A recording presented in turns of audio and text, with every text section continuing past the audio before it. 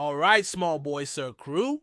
Holy moly guacamole. What's shaking, you fantastic folks? Yeah, I know. I know. It's been a while, hasn't it? Life's been throwing me some wild curveballs, and I've been feeling, let's just say, a tad deflated, like a party balloon after all the fun's over.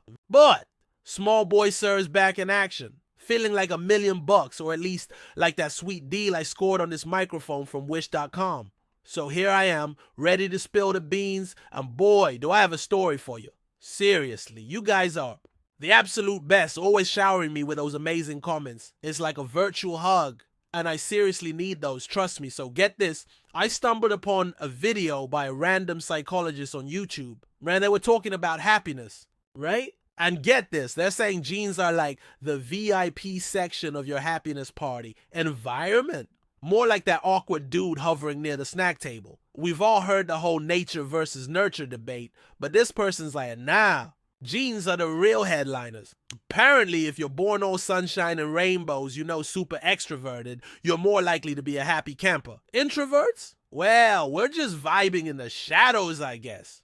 Hold on a minute, small boy, sir. Maybe it's not about being vibing in the shadows. Perhaps it's about appreciating the quiet moments and finding joy in solitude. Let's not oversimplify things with a single statement. Whoa, did you guys hear that? My own brain just tried to give me a lecture. Anyway, back to the video. But here's the real kicker. They break down environment, and it's not just one thing, it's a whole chaotic symphony of stuff. Family drama, random encounters, the whole shebang. Jeans? One simple note, environment, a full-blown orchestra of life's experiences. And they're saying our DNA plays a huge role in how much joy we're gonna feel. Now, modern psychologists, they're all about change your environment, change your life. But this person's like, hold your horses, folks. Jeans are still conducting the show. They gave this example about music and it hit me hard. You know those well-meaning folks who say, you can do anything if you just try hard enough. Yeah, about that. They're saying if you're born without the musical talent, all the try harder in the world ain't gonna make you a rock star. It's like trying to teach a cat to do calculus, and get this, it puts all this pressure on people, like if you fail, it's your fault. Which, let's be real, is a recipe for guilt and self-loathing. Think about sports and music. Sure, hard work matters, but those top performers, they were born with a head start, a genetic gift. They already know they're good at it, so they keep going. Us mere mortals, we try, we fail, we try again, we fail harder. We might get a little better, sure, but NBA superstar, yeah, not happening. It's like trying to build a castle with spaghetti. Now, let me tell you my story. Small boy sir, the overachiever. I grew up in a family where they practically brainwash you with the try hard mantra. Anything is possible, they said. Just work harder, they said. So I studied like a maniac. I was convinced I could outwork my way to brilliance. If I didn't get something in class, I'd read the textbook, review the notes, badger the teachers. I got straight A's, got into a good school, and I was like, see, I told you. Then college happened, and it was like hitting a brick wall at full speed.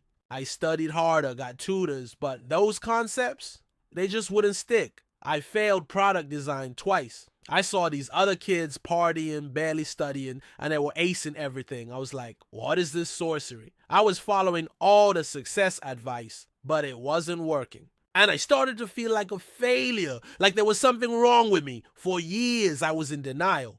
I couldn't accept that maybe, just maybe, some people are naturally smarter than others.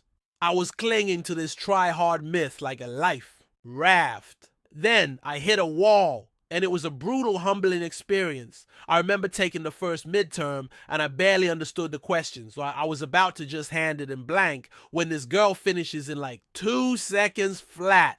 I was like, oh, she's in the same boat. But nope, she was just a genius. That's when I dropped out. Changed my major to graphic design, which, let's be honest, is basically making pretty pictures for people who like pretty pictures. And guess what? I actually understood the material. It was like a revelation. I finally felt capable, like I wasn't a total idiot. But it took me a long time to realize that maybe, just maybe, I wasn't as smart as I thought. And that's okay. This whole you can achieve anything thing, it's a lie. It sets people up for failure and shame. We accept that people have different talents in sports and music, but when it comes to intelligence, we're all the same. Seriously? Our brains are the most complex things we know. And you're telling me they're all identical? Come on! People are born with predispositions, different IQs, different learning speeds. It's a fact. So here's the small boy sir truth bomb. It's okay to give up. If you've tried your hardest and it's just not working, let it go. It doesn't mean you're a failure. It means you're human. Try programming for a year and you're still banging your head on the keyboard. Maybe try something else. It is not because you are dumb. It is because you are you. Find something you're actually good at. Something that sparks joy or at least doesn't make you want to cry. And remember, holy moly guacamole, we're all different. And that's what makes us awesome. Thanks for listening to my super long rant. Small Boy Sir out. All right, Small Boy Sir fam, let's wrap this up. Because I know, I've been rambling like a caffeinated squirrel. So what's the takeaway here? What nuggets of wisdom can we glean from my epic tale of academic woe and genetic revelations? First and foremost, let's ditch the anything is possible myth. It's not about crushing dreams, it's about being real.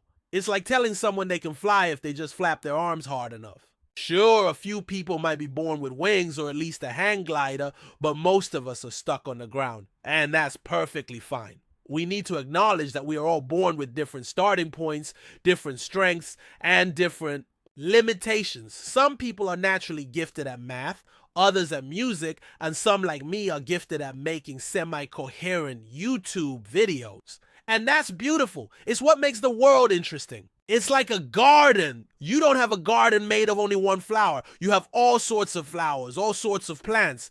It is the differences that makes it beautiful. We need to stop putting so much pressure on ourselves and others to be something we're not. It's okay to say, this isn't for me. It's okay to try something, give it your best shot, and then move on. It's not giving up, it's being smart. It's like realizing you're allergic to peanuts and stopping eating them.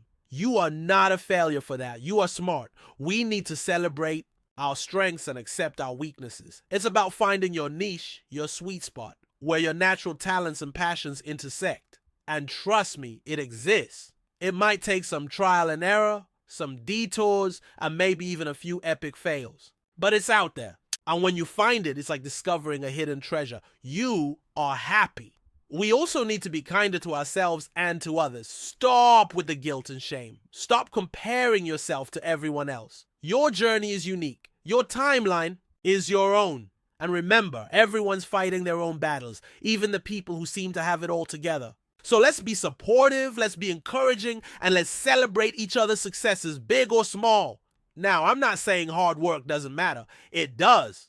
Discipline, dedication, and perseverance are still essential ingredients for success, but they're not the only ingredients. You also need a dash of natural talent, a sprinkle of good fortune, and a whole lot of self-awareness. It's like baking a cake. You need the right ingredients and the right recipe. And sometimes, even with all the right ingredients, the cake still flops.